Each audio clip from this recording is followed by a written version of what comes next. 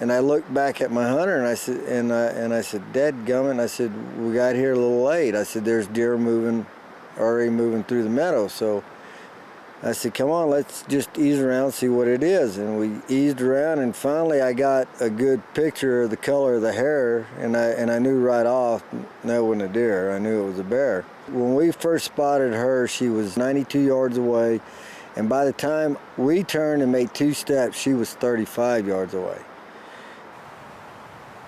Hey, bear.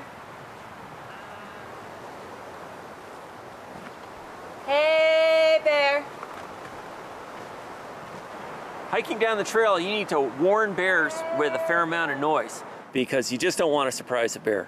Hiking in groups is extremely helpful. People in groups of 4 have almost never been hurt by a bear.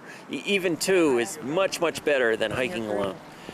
Anytime you're walking in grizzly country, you've got to pay attention. You've got to trust your instincts. But let's say you come around a corner or walk through a forest, come up over a rise, and you see a grizzly bear.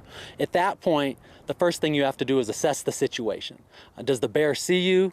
Does the bear simply take off? That's the most likely encounter you're going to have, is a bear seeing you, smelling you, and taking off. But if that bear does see you and it shows interest, at that point, you want to not make eye contact with the bears because they see that as a direct threat. You certainly don't want to run, make any quick movements, do anything to provoke their predatory instinct.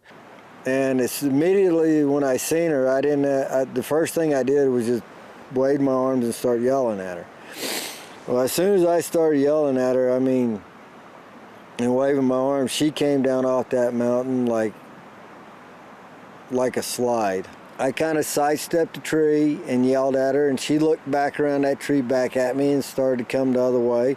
And I went back the other way. Well, as soon as I went back the other way, I stepped right in her mouth. If a bear charges you, most of those charges are false charges. The bear's trying to scare you away. What you want to do is get the bear spray out. You want to keep your group together, avoid eye contact or any other aggressive move towards that bear. And if the bear gets close enough, you need to spray that bear. If a bear charges you, the knowledge of how to use the bear spray needs to be automatic. And it has to be accessible. It can't be in your backpack or your fanny pack. And when the bear charges you, you get that can, pop the safety trigger off, and about 60 feet away you need to deploy a half-second blast. And what that's going to do is that spray and that bear are going to meet about 30 feet away. So when it hits them in the face, it's like them hitting a brick wall, and they just turn around and go the other way. Believe me, bear spray really works. Carry it, know how to use it, and feel confident with it while traveling in bear country.